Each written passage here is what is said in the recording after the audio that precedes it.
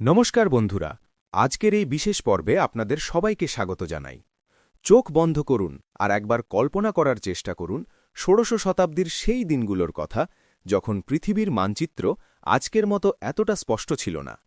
সমুদ্রের বিশালতা মানুষকে হাতছানি দিয়ে ডাকত ঠিকই, কিন্তু সেই অজানা নীল জলের গভীরে লুকিয়ে থাকা বিপদ পদে পদে মনে করিয়ে দিত মৃত্যুর কথা। সেই সময় মানুষ বিশ্বাস করত সমুদ্রের একটা নির্দিষ্ট সীমানা পেরোলেই হয়তো পৃথিবীর শেষ প্রান্তে পৌঁছে অতল গহ্বরে তলিয়ে যেতে হবে। আর ঠিক সেই সময়ে ইতিহাসের পাতা চিরে উদয় হলেন এমন একজন মানুষ, যিনি এই সমস্ত ভয়, সমস্ত অন্ধবিশ্বাসকে বুড়ো আঙুল দেখিয়ে এক অসম্ভব স্বপ্নের পেছনে ছুটেছিলেন। তার নাম ফার্দিনান্দ ম্যাগেলান। আপনারা যারা ইতিহাস ভালোবাসেন তারা নিশ্চয়ই ছোটবেলায় বইয়ের পাতায় পড়েছেন যে ম্যাগেলানই প্রথম মানুষ যিনি সমুদ্রপথে সমগ্র বিশ্ব প্রদক্ষিণ করেছিলেন। কিন্তু সত্যিই কি তাই? তিনি কি সত্যিই জীবিত অবস্থায় পুরো পৃথিবী ঘুরে আসতে পেরেছিলেন? কি ছিল তার এই ভয়ঙ্কর সমুদ্রযাত্রার উদ্দেশ্য? আর এই বিশাল অকুল পাথারে পাড়ি দেওয়ার আগে ঠিক কেমন ছিল তার মানসিকতা? আজ আমি আপনাদের সামনে ম্যাগেলানের জীবনের সেই রোমাঞ্চকর, রক্তক্ষয়ী এবং অবিশ্বাস্য এক সফরের আদ্যপ্রান্ত এমনভাবে তুলে ধরব যেন আপনারা নিজের চোখে সেই ইতিহাসের সাক্ষী হচ্ছেন। তাই ভিডিওটি শেষ পর্যন্ত মন দিয়ে শুনবেন। শুরুতেই আসা যাক সেই চিরাচরিত প্রশ্নের উত্তরে। ম্যাগেলান কি সত্যিই বিশ্বজয়ী হিসেবে পুরো পৃথিবী ঘুরেছিলেন? উত্তরটা হল না।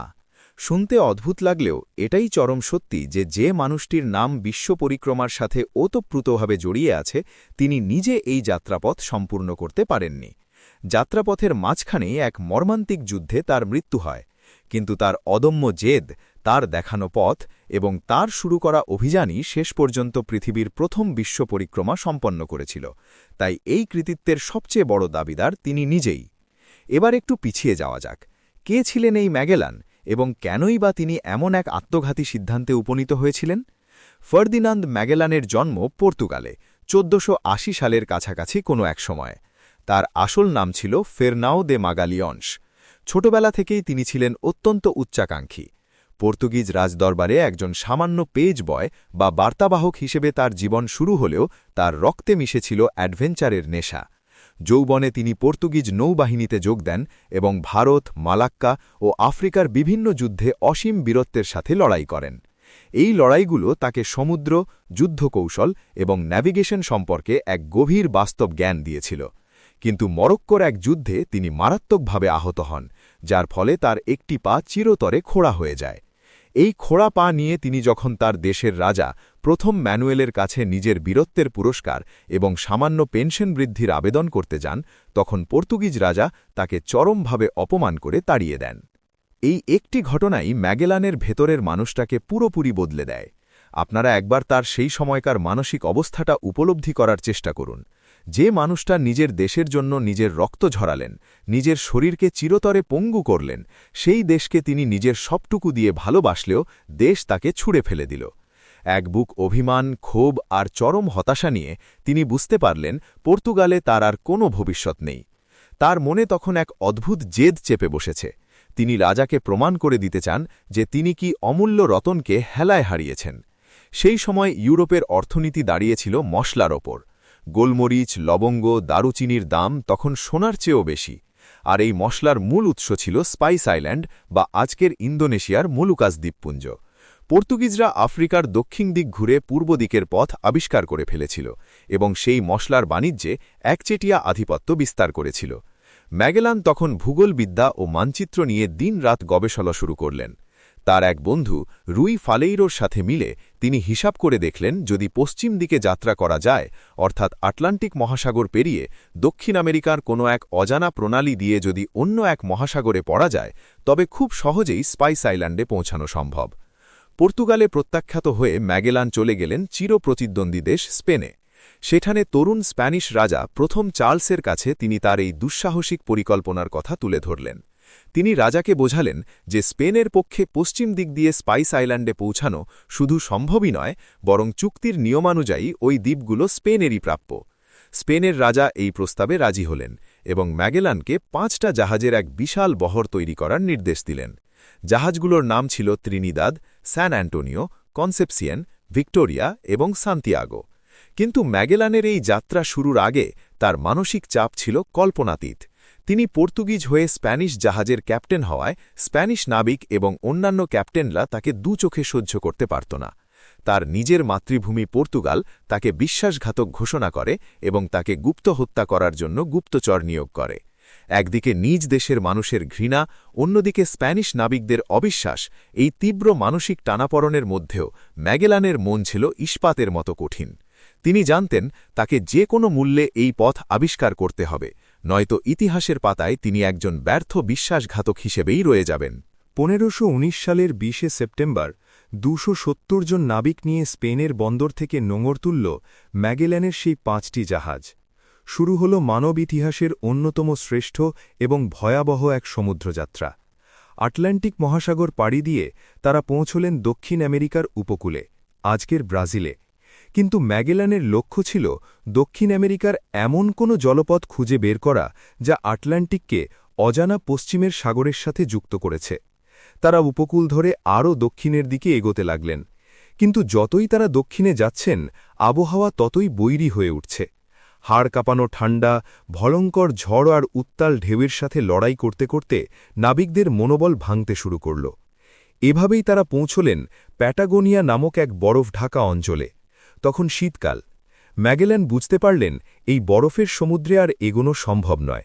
তিনি পুয়ের্তো সান হুলিয়ান নামক একটি উপসাগরে শীত কাটানোর জন্য নোঙর ফেলার নির্দেশ দিলেন।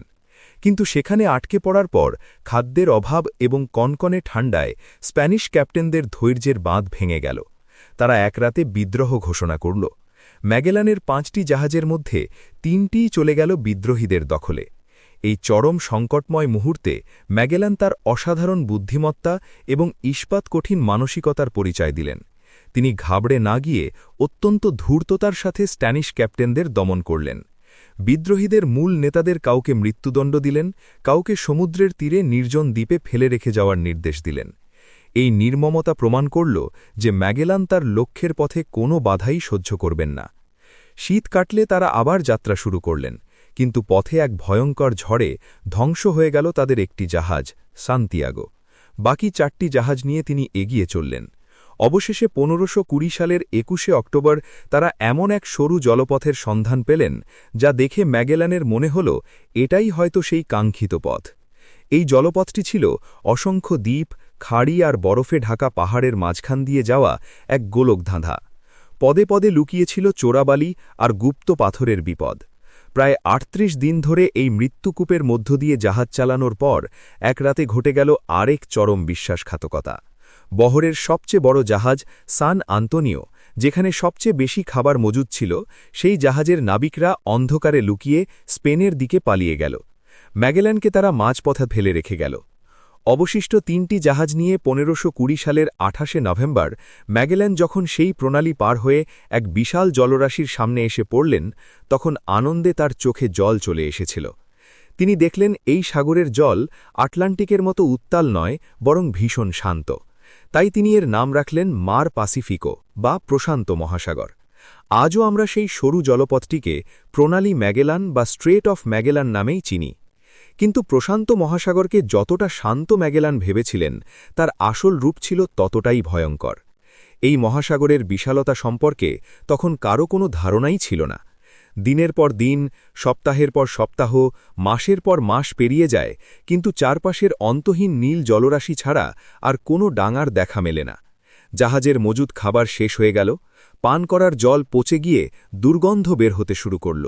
বিস্কুটের গুঁড়োয় কিলবিল করতে লাগল পোকা। ক্ষুধার জ্বালায় নাবিকরা জাহাজের পাল বাঁধার চামড়ার টুকরো কেটে সমুদ্রের নোনা জলে ভিজিয়ে আগুনে পুড়িয়ে চিবোতে শুরু করল। কেউ কেউ ইঁদুর ধরে খেতে লাগল, এমনকি কাঠের গুঁড়োও বাদ যায়নি। স্কার্ভি নামক ভয়ঙ্কর রোগে আক্রান্ত হয়ে নাবিকদের দাঁতের মাড়ি ফুলে গিয়ে ফেটে রক্ত বের হতে লাগল। দাঁত খসে পড়তে লাগল একে একে। একের পর এক নাবিক মৃত্যুর কোলে ঢলে পড়ল, আর তাদের মৃতদেহগুলোকে ভাসিয়ে দেওয়া হল সেই শান্ত মহাসাগরের বুকে। প্রায় 98 দিন এই মৃত্যুপুরীতে কাটানোর পর যখন নাবিকরা প্রায় সবাই মৃত্যুর প্রহর গুনছে, তখন অবশেষে 1521 সালের মার্চ মাসে তারা একটি দ্বীপের দেখা পেলেন। সেটি ছিল আজকের গুয়াম দ্বীপ। সেখানে কিছু তরতাজা খাবার ও জল সংগ্রহ করে তারা আবার যাত্রা শুরু করলেন এবং পৌঁছলেন আজকের ফিলিপিন দ্বীপপুঞ্জে। দীর্ঘ এই অমানুষিক যাত্রার পর যখন ম্যাগেলান ফিলিপিনে পৌঁছলেন তখন তার মনের মধ্যে এক অন্যরকম অনুভূতির জন্ম হল। তিনি বুঝতে পারলেন যে তিনি অসম্ভবকে সম্ভব করেছেন। তিনি পশ্চিম দিক দিয়ে প্রাচ্যে পৌঁছনোর পথ আবিষ্কার করে ফেলেছেন। তার ভেতরে এক ধরনের অতি আত্মবিশ্বাস বা সুপিরিয়রিটি কমপ্লেক্স কাজ করতে শুরু করল। তিনি সেবু দ্বীপের রাজা হামাবনের সাথে বন্ধুত্ব স্থাপন করলেন এবং তাকে খ্রিস্ট ধর্মে দীক্ষিত করলেন।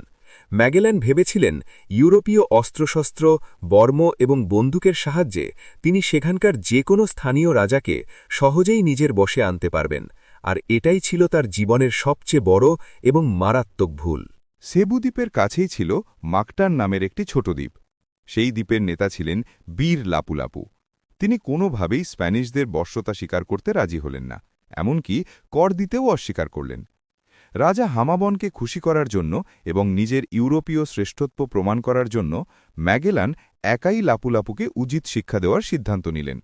তিনি মাত্র ৪৯ জন সৈন্য নিয়ে মাকটান দ্বীপে আক্রমণ করতে গেলেন। তারিখটা ছিল ১৫২১ সালের ২৭ এপ্রিল। ম্যাগেলান ভেবেছিলেন তার বন্দুক এবং কামানের সামনে স্থানীয়দের বর্ষা আর তীর কিছুই করতে পারবে না, কিন্তু ভাগ্যের নির্মম পরিহাসে সেদিন ভাঁটা চলছিল। জল কম থাকায় ম্যাগেলানের জাহাজগুলো উপকূলের খুব কাছে পৌঁছাতে পারল না, ফলে জাহাজের কামানগুলো কোনো কাজেই এলো না। ম্যাগেলান এবং তার অল্প কয়েকজন সঙ্গীকে হাঁটু সমান জলে নেমেই যুদ্ধ করতে হল। অন্যদিকে লাপুলাপুর সাথে ছিল প্রায় ১,৫০০ স্থানীয় যোদ্ধা। তারা ম্যাগেলানের বাহিনীকে ৪ দিক থেকে ঘিরে ফেলল। স্প্যানিশদের শরীরের ওপরের অংশে লোহার বর্ম থাকলেও পা ছিল অনাবৃত। স্থানীয় যোদ্ধারা বিষাক্ত তীর এবং বাঁশের বর্ষা দিয়ে তাদের পায়ে আক্রমণ করতে শুরু করল। যুদ্ধের এক পর্যায়ে একটি বিষাক্ত তীর এসে লাগে ম্যাগেলানের পায়ে। তিনি বুঝতে পারেন পরিস্থিতি হাতের বাইরে চলে গেছে। তিনি তার সঙ্গীদের পিছু হটার নির্দেশ দেন, কিন্তু ততক্ষণে অনেক দেরি হয়ে গেছে। একজন স্থানীয় যোদ্ধা এসে ম্যাগেলানের মুখে বর্ষা দিয়ে আঘাত করে। ক্ষতবিক্ষত ম্যাগেলান যখন জলের মধ্যে মুখ থুবড়ে পড়ে যান, তখন ৪ দিক থেকে অসংখ্য বর্ষা তার শরীরকে এফোড় ওফোড় করে দেয়। রক্তে লাল হয়ে যায় মাকটানের নীল জল। এভাবেই অত্যন্ত মর্মান্তিক পরিণতি ঘটে এক অকুতভয় নাবিকে। যে মানুষটি আটলান্টিকের ঝড়, বরফের রাজা, অনাহার আর প্রশান্ত মহাসাগরের মৃত্যুকে জয় করেছিলেন, তিনি শেষ পর্যন্ত মারা গেলেন তার নিজের অতিরিক্ত অহংকার এবং একটি সামান্য স্থানীয় দ্বন্দ্বের শিকার হয়ে। ম্যাগেলানের মৃত্যুর পর স্প্যানিশ নাবিকদের ওপর নেমে আসে ঘোর অন্ধকার। যে রাজা হামাবনকে ম্যাগেলান বন্ধু ভেবেছিলেন, তিনিও বিশ্বাসঘাতকতা করে বহু স্প্যানিশ নাবিককে হত্যা করেন। কোনো ক্রমে প্রাণ বাঁচিয়ে বাকি নাবিকরা দ্বীপ থেকে পালিয়ে যায়। লোকবল এতটাই কমে গিয়েছিল যে ৩টি জাহাজ চালানোর মতো লোক আর অবশিষ্ট ছিল না, তাই তারা নিজেদের একটি জাহাজ কনসেপসিয়নকে নিজেরাই আগুন লাগিয়ে পুড়িয়ে দেয়। বাকি ২টি জাহাজ ত্রিনিদাদ এবং ভিক্টোরিয়া নিয়ে তারা মরিয়া হয়ে খুঁজতে থাকে স্পাইস আইল্যান্ড। অবশেষে দীর্ঘ ঘোরাঘুরির পর তারা মলুকাস দ্বীপে পৌঁছায় এবং জাহাজ ভর্তি করে বহু মূল্যবান লবঙ্গ ও মশলা সংগ্রহ করে। কিন্তু ফেরার পথে আবারও বিপত্তি। ত্রিনিদাদ জাহাজে ফুটো দেখা দেয় এবং সেটি অকেজো হয়ে পড়ে। শেষ পর্যন্ত হুয়ান সেবাস্টিয়ান এলকানোর নেতৃত্বে শুধুমাত্র ভিক্টোরিয়া জাহাজটি যাত্রা শুরু করে স্পেনের উদ্দেশ্যে।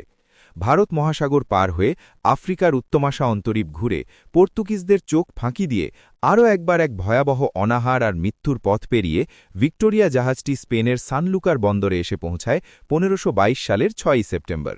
২৭০ জন নাবিক এবং ৫টি জাহাজের সেই বিশাল বহর নিয়ে যে যাত্রা শুরু হয়েছিল, ৩ বছর পর সেই যাত্রা শেষে স্পেনে ফিরে আসে শুধুমাত্র একটি জরাজীর্ণ জাহাজ আর কঙ্কালসার অর্ধমৃত মাত্র ১৮ জন নাবিক।